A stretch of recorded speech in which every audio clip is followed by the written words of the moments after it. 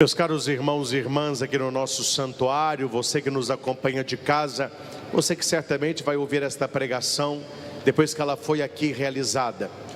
No quinto domingo da quaresma, a igreja nos traz a ressurreição de Lázaro. O texto é muito claro e entendemos a dinâmica do acontecido. A questão aqui é que há 2000 anos, Jesus se mostrou não com poder de ressurreição, mas sendo a ressurreição. Marta e Maria falaram com o Senhor o que sempre está no nosso coração, quando as coisas não saem conforme o programado. Senhor, se estivesses aqui, as coisas teriam sido de outra maneira. Se estivesse aqui, eu não teria ficado doente. Se estivesse aqui, eu não teria perdido o meu trabalho. Se estivesse comigo, eu não tinha sofrido um acidente. Se estivesse com a minha família, tal pessoa não tinha falecido. Marta e Maria, elas vão jogar em Jesus algo que é inerente à própria vida: a morte. Aquele que não quer morrer, só há uma solução: não nascer. Nós caminhamos para a morte física, mas não para a morte espiritual. A segunda leitura que escutamos de São Paulo aos Romanos, ele diz no versículo 10: se porém Cristo está em vós, embora vosso corpo esteja ferido de morte por causa do pecado, vosso espírito está cheio de vida, de graça e de justiça. Aquele que vive para a carne caminha para a morte. Aquele que vive no Espírito caminha para a vida. Porque para aquele que crê em Jesus Cristo, a morte física não é nada mais do que uma passagem para a vida eterna. E veja, meus irmãos, que nós entendemos isso, que nós compreendemos isso, nós vemos o poder de Jesus sobre a própria morte, mas não é fácil lidar quando ela bate à nossa porta. Como nós sofremos quando um parente falece, a mãe, um irmão, um primo, um amigo muito querido, e a fé em Jesus Cristo, o conforto que vem da palavra, a oração do Santo Terço pedindo o carinho de Nossa Senhora, a própria fé, ela vai dando um sentido à própria morte. Por isso eu penso que a pessoa que não tem fé, para ela não há nada mais estúpido que a morte, porque não há resposta, não há horizonte de vida. É por isso que São Tomás vai dizer que nós não caminhamos para a morte, mas nós caminhamos para a vida, vida eterna. E Jesus disse para os seus discípulos, quando chegou a notícia dos seus amigos, Marta, Maria e Lázaro, eles eram amigos de nosso Senhor. Aqui nós aprendemos, precisamos ser amigos de Cristo, gastar tempo com Ele, conhecer a vida dEle, permitir que Ele conheça a nossa, ser gratos pelo seu sacrifício redentor na cruz e assim por diante. Chegou a notícia, e uma notícia muito bela, recheada de significado. Marta e Maria pedem para dizer a Jesus: Senhor, aquele que amas está doente. Então veja, o amor de Deus por cada um de nós não impede a doença, não impede a morte, não impede as tribulações, não impede as tristezas, mas Jesus tem algo para nos ensinar, apesar do nosso corpo estar ferido de morte. Os discípulos acharam um tanto estranho que Jesus não tem pressa para ir ao seu amigo enfermo, que Jesus sabia como Deus que ele morreria. E Jesus só vai para a casa de Marta e Maria 4 dias depois. E ele estava a apenas 3 quilômetros do local do sepultamento de Lázaro. E seus discípulos indagaram o porquê da demora. Por que Jesus não agiu rápido? É também a nossa dúvida.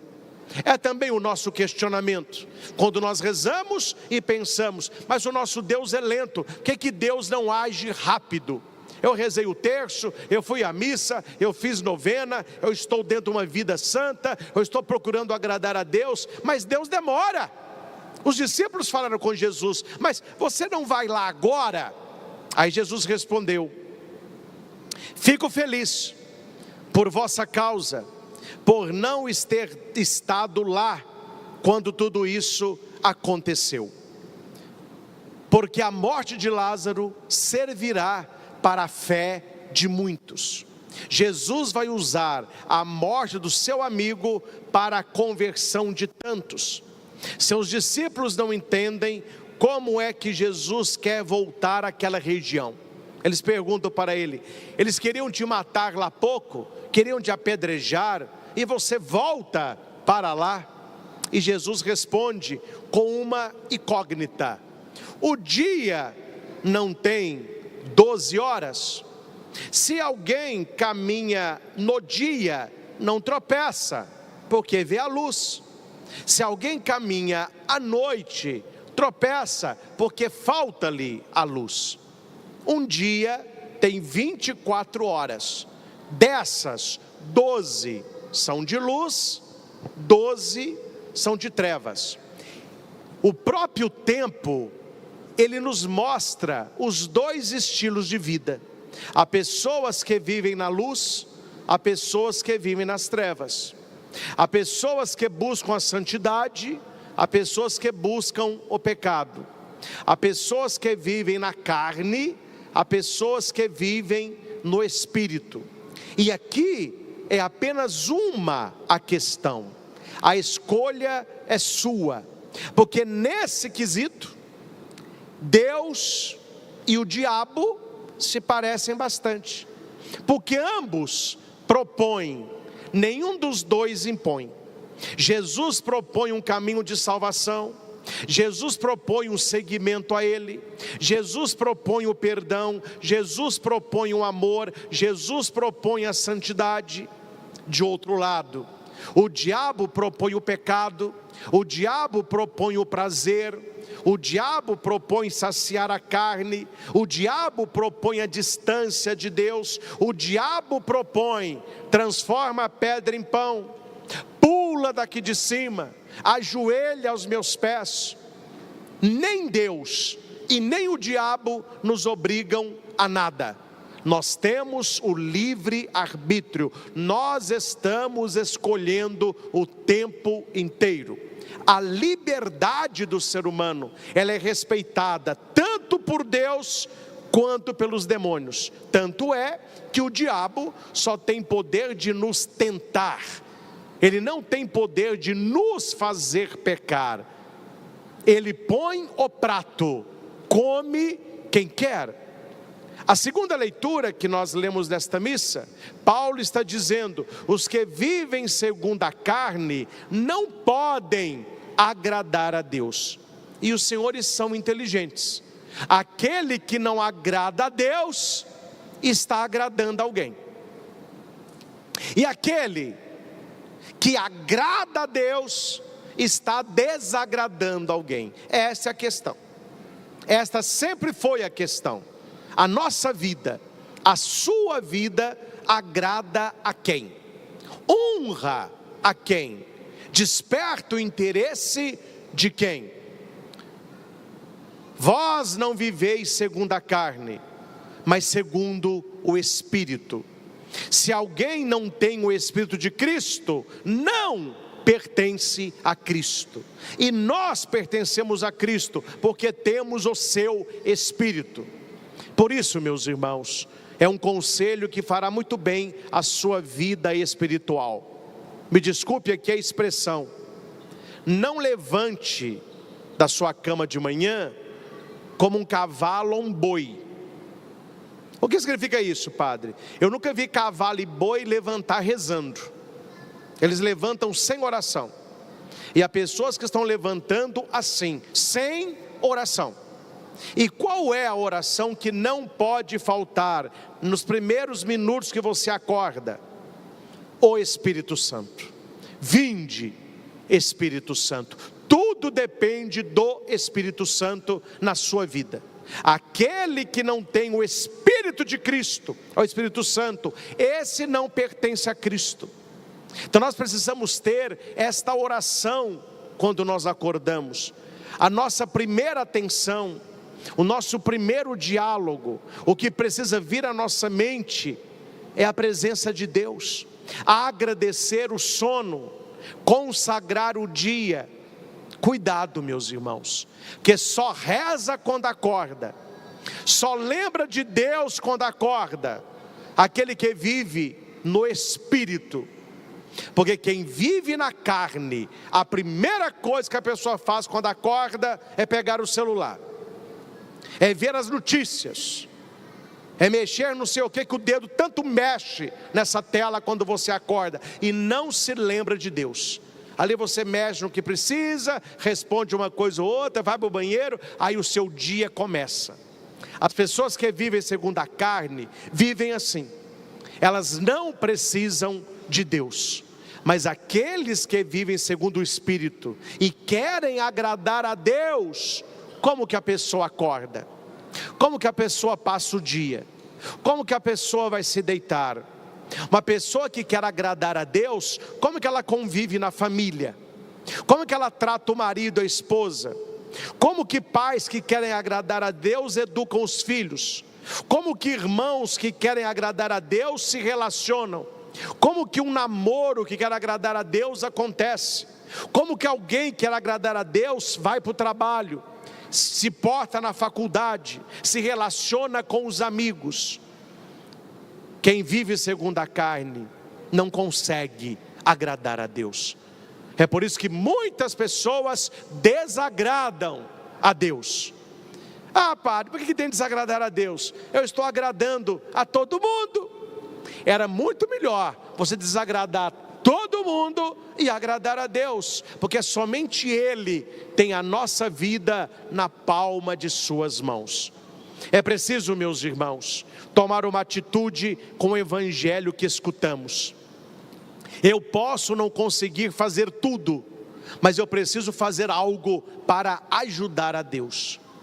Nesta quaresma, eu adotei uma frase para mim a quaresma toda e que me ajudou bastante. Eu preciso ajudar a Deus e dificultar para o diabo. Eu tenho que ajudar a graça de Deus e dificultar a tentação. Vou te dar um exemplo, o mesmo exemplo. Suponhamos que a sua fraqueza, o seu vício, o seu pecado é o alcoolismo. Você é uma pessoa escrava da bebida. Como é que uma pessoa dessa agrada a Deus? Facilitando para a graça e dificultando para o diabo. Deu a vontade de beber, a boca está pedindo uma gelada. O que essa pessoa faz? Ela vai para a casa de um amigo de verdade para pedir uma ajuda. Ele vai fazer ali um café, vai conversar, vai pôr um suco, vai fazer um suco, vai colocar um filme, vai jogar. A pessoa está fugindo. E a pessoa pode procurar a ajuda de Deus, fazer uma oração, pedir a alguém que o faça, procurar uma igreja para uma adoração. Essa pessoa está facilitando a graça. Ela está mostrando para Deus: eu tenho uma fraqueza, eu tenho um pecado que clama. Eu estou falando da bebida, mas está assim de pecado clamando em nós, ó. Cada um interprete o seu aí. Eu estou falando da bebida. A bebida está clamando em mim. Eu não quero beber, mas eu estou querendo, a minha boca está pedindo: ajuda-me, Senhor. Ele está ajudando a graça, e ele está dificultando para o diabo. Por que ele está dificultando para o diabo? Porque na casa do melhor amigo dele não tem bebida, porque o cara não bebe. Ele vai numa adoração na igreja, aqui não tem batida, não tem caipirinha, não tem rum, não tem vodka. Ele está fugindo do mal, dificultando para o diabo, facilitando para Deus. Aí a pessoa quer ter uma vida espiritual, vem a vontade de beber, ela liga para o colega de bar e diz: olha, eu estou com a vontade danada de beber. Vamos combinar o seguinte: passa aqui em casa, mas vai ser uma gelada só. Eu não preciso falar o resto da história, né? Ele está dificultando muito a graça de Deus.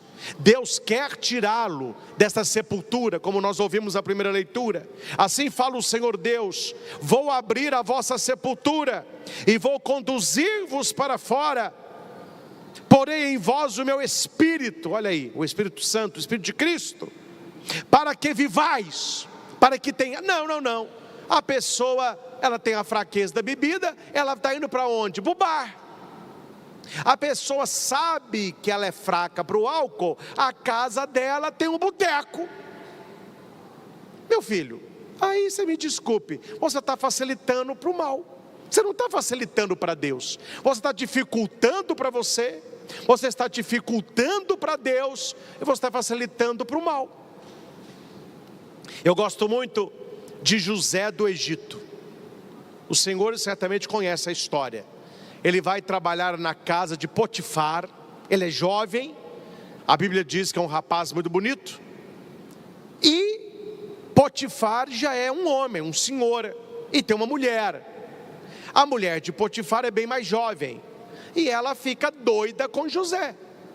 E ela insinua toda hora para José que ela quer ter relação com ele. Só que José escolheu viver no espírito, e ele colocou para ele mesmo duas razões para que ele não se deite com esta mulher. Primeira razão, ele não quer desagradar a Deus. Essa é a primeira razão. Segunda razão, ele não quer trair a confiança de Potifar, que foi o homem que lhe deu o trabalho.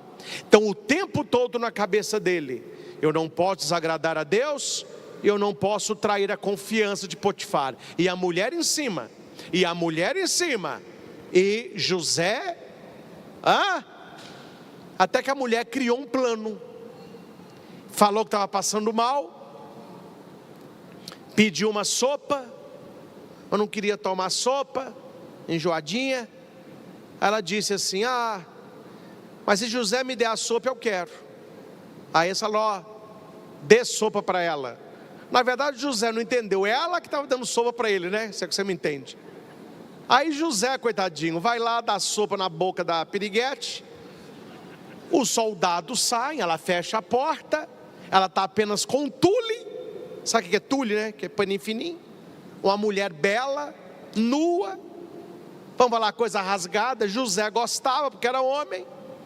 Ele dando sopa para ela, o olhinho, aquele seio, estou aqui. Aquela mulher ali para ele: vem quente que eu estou fervendo. Meu filho, José sabia de uma coisa: com tentação não se brinca, com fraqueza não se brinca. Não sei se vocês já acompanharam, eu vi um episódio, me mandaram no meu celular. Não sei se tem mais, era o teste da fidelidade. E aqui eu vou lhes dizer, para o homem não cair ali é muito difícil, porque eles criam todo o contexto, todo o local, tudo ali foi feito para o cara cair, e coloca uma mulher daquela que é o sonho de todo homem.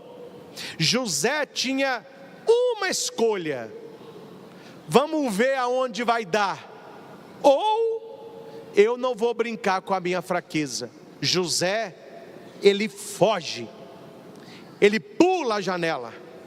A mulher fica com o manto de José, e a pergunta sua poderia ser: ué padre, mas a mulher nua na cama dando sopa, José não gostava? É o contrário, meu filho, José gostava demais, estava demais.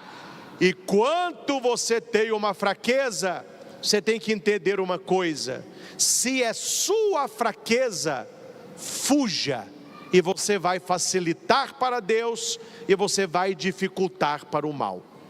Se José ficasse ali, conversando: não, eu não vou pegá-la, mas só um beijo, só num bate, só um cheiro na nuca, você sabe onde vai terminar.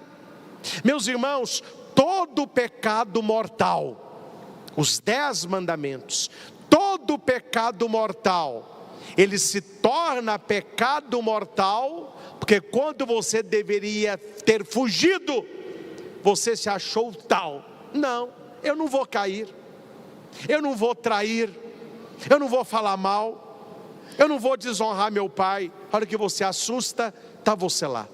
José nos ensina, quando eu quero agradar a Deus, e quando eu não quero decepcionar as pessoas que eu amo, é muito melhor fugir do que cair. É isso que a leitura nos ensina. Agradar a Deus, meus irmãos, é uma decisão sua.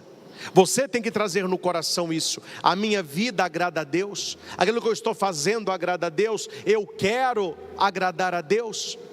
Este quinto domingo da quaresma, o Senhor está falando para você. Hoje ele não vai gritar mais Lázaro. Lázaro, ele gritou há 2000 anos atrás.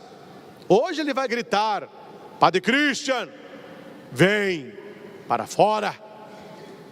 Ele grita o seu nome, e ele te chama para fora. Mas aqui há uma questão, preste atenção. O que havia, quem prestou atenção no Evangelho, o que havia entre Lázaro e Cristo?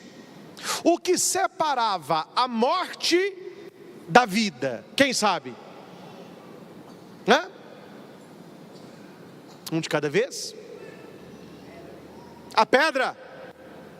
Tanto é que Jesus vai dizer: tirai a pedra. Meus irmãos, é preciso tirar a pedra para escutar a voz de Cristo, para que você tenha uma vida nova. E a pergunta é: qual é a pedra na sua vida que você precisa tirar? É uma situação?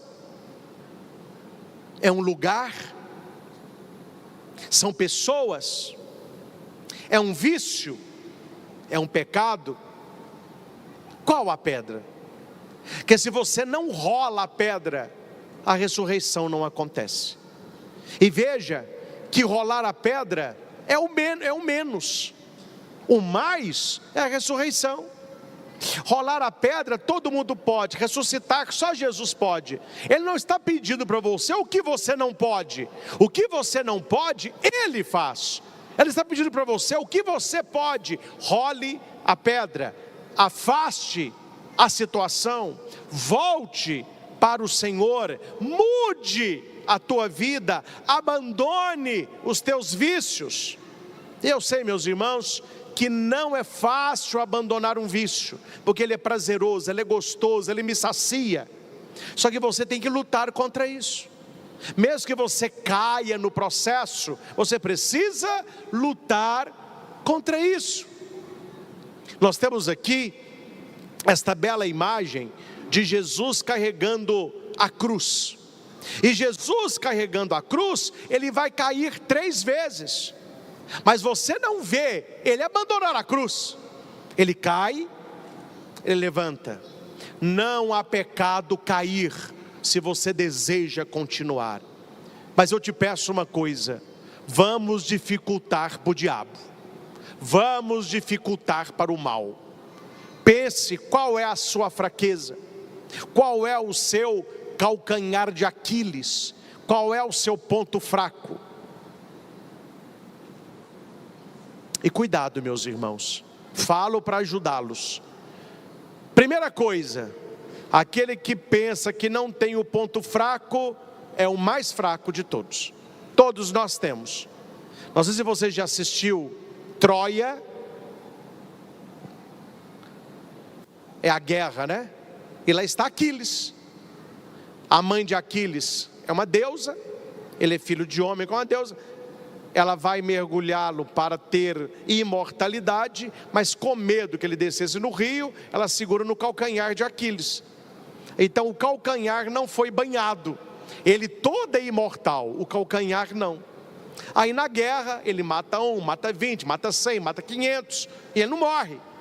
Mas num determinada hora do filme, alguém atira uma flecha, e essa flecha vai acertar onde? No calcanhar. Daí para frente é o fim de Aquiles. O que significa quando eu digo calcanhar de Aquiles? É o seu ponto fraco. Eu tenho o meu, você tem o seu. Agora atenção, muita atenção. Duas pessoas querem saber qual que é o nosso calcanhar de Aquiles. E eu vou dizer quais são e por quê. Primeiro, os seus inimigos. Segundo, seus melhores amigos, pessoas que te amam. Por que que os seus inimigos querem saber o seu ponto fraco? Porque é aí que eles vão atacar, é aí que eles vão mirar. Por que que as pessoas que te amam querem conhecer o seu ponto fraco? Porque é aí que elas vão proteger. Os amigos protegem, os inimigos atacam. O diabo é o seu pior inimigo, Jesus é o seu melhor amigo. Amém? Então o diabo está de olho em você para descobrir qual é o seu ponto fraco, porque ele vai te atacar aí. Se o seu ponto fraco não é a bebida, ele não vai te dar cachaça, meu filho. Se o seu ponto fraco não é a pornografia, ele não vai colocar um site para você, não é o seu ponto fraco, ele vai no seu ponto fraco.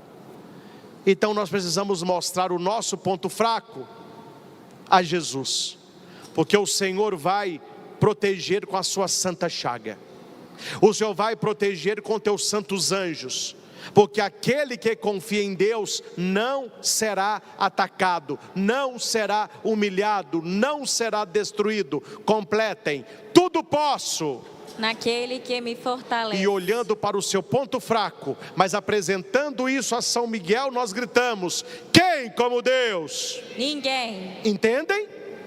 Por isso que Marta, Maria e Lázaro fizeram o melhor, amigos de Deus, e Jesus interviu e a vida aconteceu.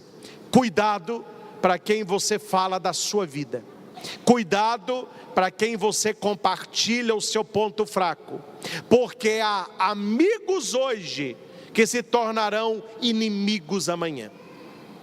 Para com essa de quantidade e passe para a qualidade.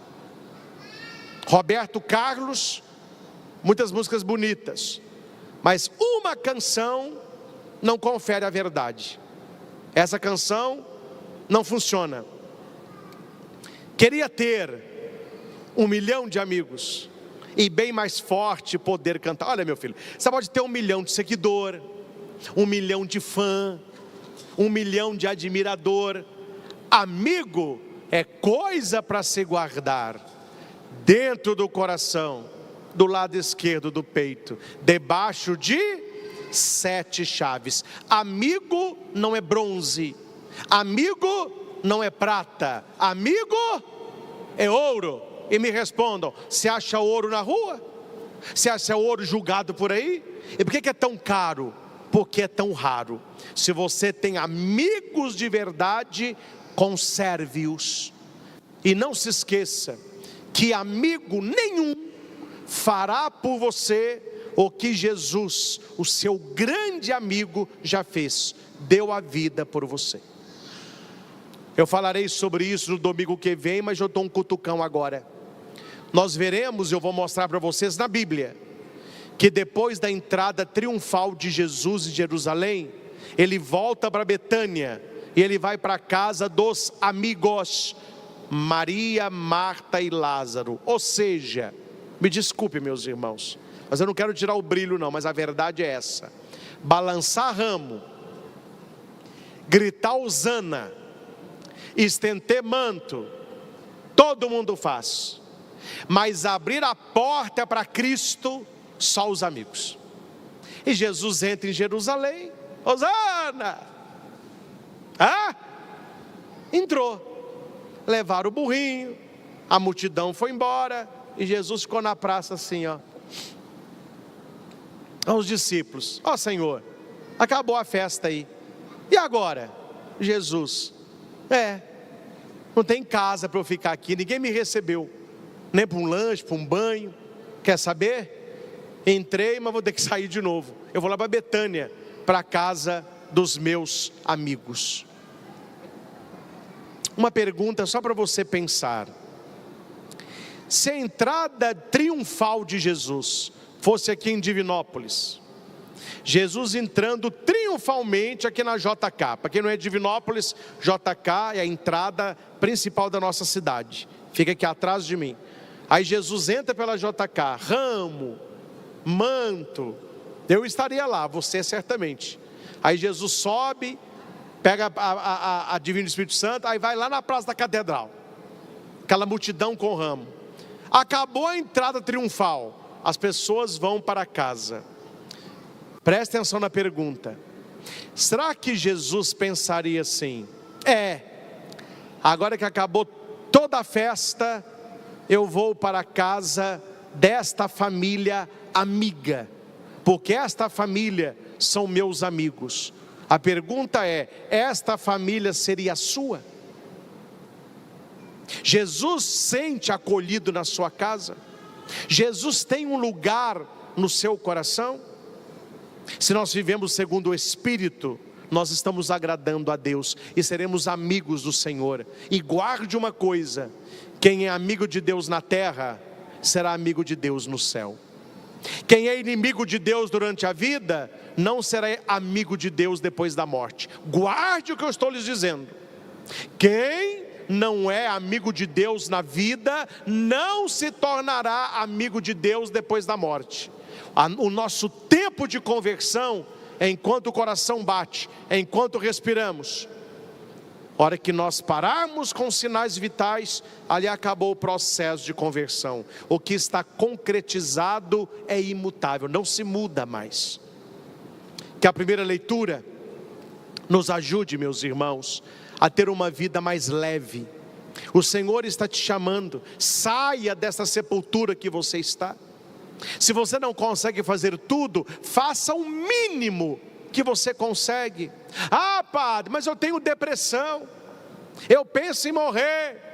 Olha, meu filho, vivendo o que você está vivendo, eu já tinha morrido. Não levanta, janela fechada, cortina fechada, porta do quarto trancado, 40 graus, você debaixo de edredom, e ainda põe na vitrola Renato Russo. Nossa Senhora, você vai matar qualquer cristão. Ô padre, mas eu tenho depressão. Tá bom, mas vamos rolar a pedra? Vamos levantar e tomar um banho mais frio? Vamos abrir a janela do quarto? Vamos fazer uma oração? Vamos nos expor ao sol 5 minutos? É pouco o que eu estou pedindo. Esta é a pedrinha rolada. Aí Jesus vai ver que você quer e Ele vai dizer para você: vem para fora, saia do túmulo da depressão. Eu não sei qual é o seu túmulo, todos nós temos o nosso, né? É o túmulo da depressão, da ansiedade, síndrome do pânico, medo, os vícios, os pecados capitais, a traição, o rancor, o egoísmo, a maldade. A primeira leitura, o Senhor está dizendo. Vamos pegar aí no seu folhetinho a primeira leitura. Com isso nós encerramos. Pode levar o folheto para casa e marca essa leitura na sua Bíblia, para você não esquecer. Vamos comigo, profecia de Ezequiel. Assim fala o Senhor, vai lá. Ó meu povo, vou abrir as vossas sepulturas. Vou abrir as vossas sepulturas e conduzir-vos para a terra de Israel. Aqui é como se fosse conduzir-vos para a alegria, para a verdadeira vida. Versículo 14: porém em vós o meu espírito. Porém em vós o meu espírito. Para quê? Para que vivais. Para que vivais. Não, olha para cá. Você não precisa ser enterrado para morrer. Vocês entendem isso ou não?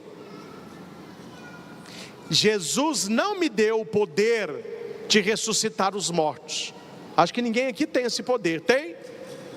Tem? Não. Mas nós temos o poder, gente, de ressuscitar os vivos. Como eu vejo pessoas mortas ressuscitando depois de uma confissão, depois de uma adoração, depois de uma santa missa, depois de um encontro com Cristo. Nós não podemos ressuscitar os mortos, mas nós podemos ressuscitar os vivos. Primeiro passo é escutar o seu nome e Jesus falando para você: oi, você está aí porque você quer, eu estou te chamando, venha para fora. Lázaro, vem para fora.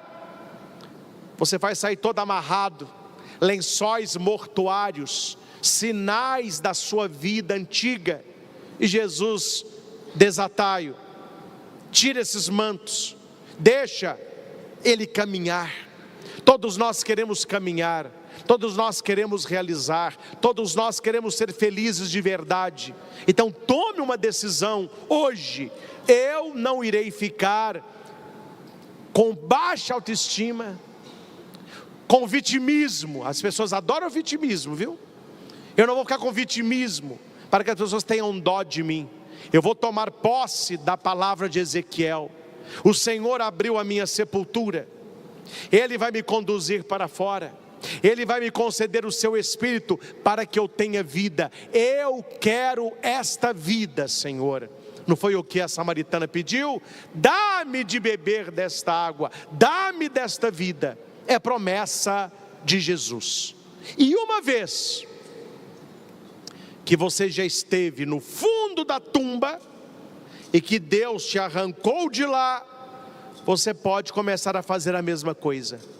Aí é você que vai dizer para o seu marido: vem para fora. É você que vai dizer para os seus filhos: vem para fora. É você que vai dizer para os seus amigos: vem para fora. A vida não acontece aí dentro, a vida acontece com o Senhor.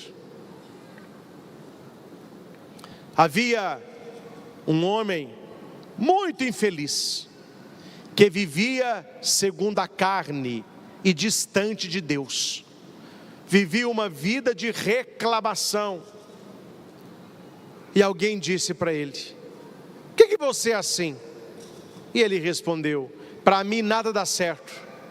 A minha vida é uma lamúria, a minha vida é uma tristeza. Era melhor se Deus me levasse. Então por que você não procura Deus? Ao invés de você pedir para Deus te levar, peça para Deus te falar por que você é tão infeliz do jeito que você está. Boa ideia, vou procurar a Deus. Ele saiu procurando a Deus. Nós estamos aqui procurando a Deus, sabemos onde Deus está. Ele andou um mês, uma semana, um dia, uma hora, um minuto, e passou na porta de uma gruta, na boca de uma gruta. E lá do fundo da gruta, ele ouviu a voz de um lobo. E o lobo dizia assim: é você que vai procurar a Deus? E ele dizia: mas como a fofoca roda nesse lugar, hein? Eu mal comecei a minha caminhada, até o lobo sabe.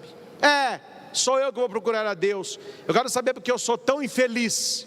E o lobo disse: já que você vai procurar a Deus, faça-me um favor. Se você o encontrar, pergunta para ele qual é a minha doença. Eu estou aqui no fundo desta gruta, sem força para sair daqui. Eu não sei se eu estou doente, eu vou acabar morrendo. O cara disse: não me esquecerei de ti. E ele anda mais um mês, uma semana, um dia, uma hora e um minuto. Ele tropeça na raiz de uma árvore. A árvore estava quase morrendo, coitadinha. Ela tinha 2 folhinhas só, uma folhinha num galho, uma folhinha no outro. Quando ele tropeçou na raiz, uma folhinha caiu, ficou só uma. Aí a árvore disse para ele: nas fábulas as plantas conversam, né? Olha, é você o homem que está procurando a Deus? Ele disse: até a árvore sabe dessa. Sou eu, o que você quer? Quando você encontrar a Deus, pergunta para Ele: por que eu estou morrendo? Eu era uma árvore grande, frondosa, florida, os pássaros estavam aqui, agora eu estou secando, eu não estou entendendo. Pode deixar, se eu encontrar a Deus, eu perguntarei. E a árvore agradeceu, e ficou com uma folhinha só verde, a última esperança, né? E o cara andou um mês, uma semana, um dia, uma hora, um minuto. Passou na frente de uma casa. Havia uma moça linda, linda, chorando, com um lenço. E ele olha para aquela moça, ele fica triste pela tristeza dela. E ela disse assim: é você o moço que está procurando a Deus? Ele disse: sou eu mesmo. Faça-me o favor, se você encontrar a Deus, pergunta para ele por que eu sou tão infeliz. E ele: eu também sou infeliz. Então você sabe o que é ficar chorando dia e noite. Eu tenho depressão, eu tenho síndrome do pânico, eu tenho ansiedade. Pergunta para Deus por quê. Deus, ele falou: tá bom, não me esquecerei de ti. E ele vai andar mais um mês, uma semana, um dia, uma hora, um minuto. Quem que ele achou? Deus. Deus disse: você me procurava, eu que te procurava. Não precisa perguntar, eu sei o que você veio buscar. E eu vou lhe dizer, sabe qual é a causa da sua tristeza? Você vive muito distraído. Eu tenho colocado a felicidade na sua frente, mas como você reclama demais, você não vê. O meu conselho é só esse: fique atento, porque a sua felicidade está na ponta do seu nariz. Tenha sabedoria para vê-la. Obrigado, meu Deus, já estou me sentindo melhor. Aí Deus disse: mas não seja egoísta. E a mulher? E a árvore? E o lobo? Você sabe? Claro, eu sou Deus, sei de tudo. Fale para a mulher isso, fale para a árvore isso, e fale para o lobo isso. Tá bom. E fique atento, a sua felicidade está na ponta do seu nariz. Ele saiu assim,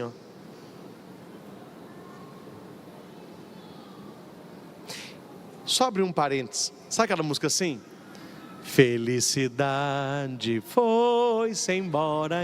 Gente, eu estou atendendo um tanto de gente que a trilha sonora é essa. Acho que eu vou gravar essa música e vou pôr no meu escritório. A hora que alguém começar com a lamúria, eu vou apertar o play.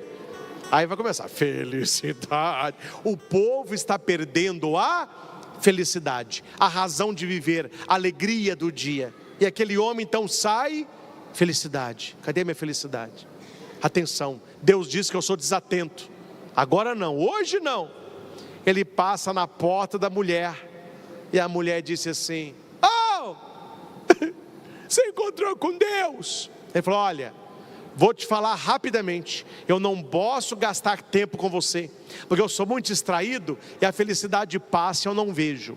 Deus falou que você não está doente, você está muito sozinha.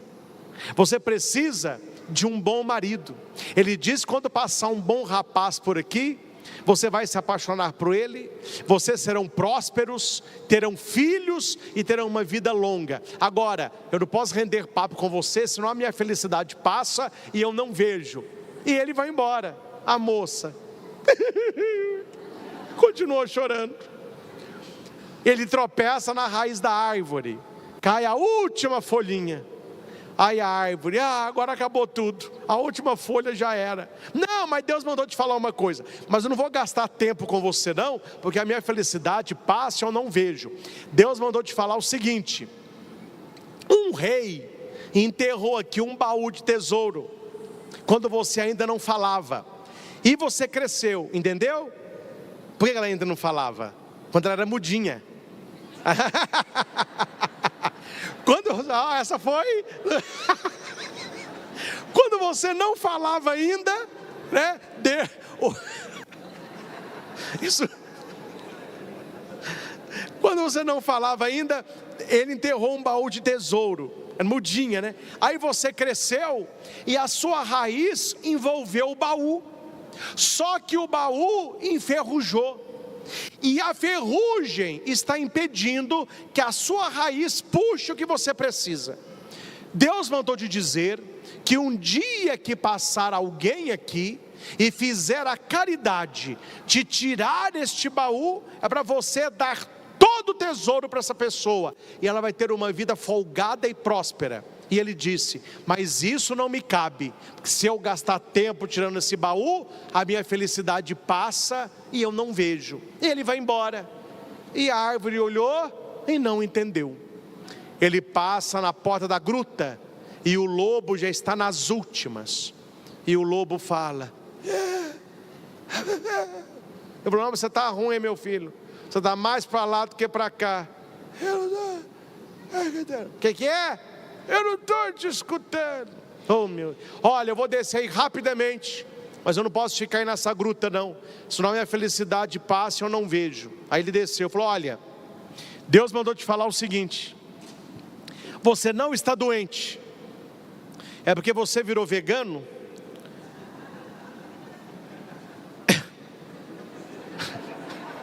Essa história tá... Você virou vegano e você não está comendo nem couve, nem ovo, nem nada. Então você está com inanição. Você precisa comer proteína. E Deus mandou te falar: o dia que você encontrar uma criatura besta o bastante para ficar gastando tempo com você, para você reunir a sua força e devorar essa criatura. Meu filho, na hora o lobo olhou para o cara, o olhar do lobo mudou, o lobo reuniu as suas últimas forças e pulou no cara. Enquanto o cara era devorado, o cara gritava: não falei que nada para mim está certo? Meus irmãos, vamos encerrar com essa, não é? Quem é o cara da história? Nós não vemos o que Deus tem preparado. A reclamação não nos deixa ver, a pressa não nos deixa ver, a superficialidade não nos permite ver. Deus está colocando na nossa frente uma vida fora do sepulcro. Saia, Lázaro! O que o cara da história faz? Ele entra. Não, é vida, é luz, é graça. E quem dera que no fundo da nossa gruta estivesse um lobo, que no fundo desse lugar escuro está o mal, que quer roubar a tua alma, destruir a tua vida. João 10:10, ele vem para matar, roubar, destruir. Meus irmãos, eu peço ao Espírito Santo que depois de uma pregação dessa, que você não continue tendo a mesma vida. Não é possível que a palavra que a igreja nos dá de presente este domingo não impacte a tua vida, para que você saia daqui com essa ideia: eu quero ter uma vida na graça, eu quero ter uma vida feliz. Eu não nasci para estar nesse sepulcro, neste túmulo onde eu entrei ou onde me puseram. O Senhor chama pelo teu nome. É nosso interesse sair. E não reclame da vida, se você está vendo, mas não está enxergando. Deus está colocando as graças na tua vida. E mesmo que você não entenda o que acontece no presente, saiba, tem algo bom vindo por aí. Quando eles acharam que Jesus demorou e que Lázaro morreu, Jesus não demorou. Jesus preparava uma graça ainda maior. Na sua vida também é assim. Deus não demora, Deus capricha. Escute a sua voz e saia do seu túmulo. Convido a todos a um minutinho de silêncio. Quem quiser fechar os olhos, faça um fundinho. Eu nem vou conduzir oração hoje, eu vou deixar você. Quando é que na sua vida você se pareceu com o cara da história? Procurando a Deus, Deus mostrando para você a sua distração, a sua ilusão com as coisas do mundo, que você não vê e você não consegue ver as oportunidades de Deus. Aquele homem não viu que aquela mulher que chorava era sua futura esposa, mãe dos seus filhos. Ele não conseguiu ver que aquele tesouro resolveria toda a sua vida. Ele gastou tempo com a única criatura que queria e que podia devorá-lo. Quantas e quantas vezes nós estamos nos autodestruindo dentro de um sepulcro, dentro de uma sepultura. Estamos como que sepultados vivos. Não vemos alegria na família, não vemos sentido no trabalho, não temos prazer no estudo, não nos relacionamos.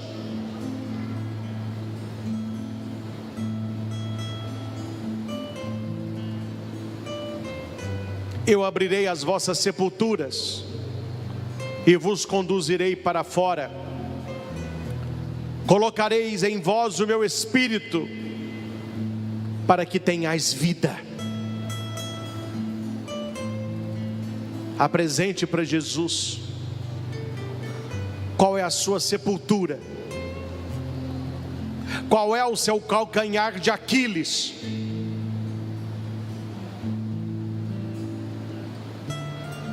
E peça ao Senhor que eu veja. Foi a pergunta que Jesus fez para Bartimeu: que queres que eu te faça? E ele respondeu: que eu veja. Nós queremos ver a graça de Deus, as deixas de Deus, os caminhos de Deus. Vivamos pelo Espírito e não pela carne. Façamos a nossa oração pessoal e em profundo silêncio.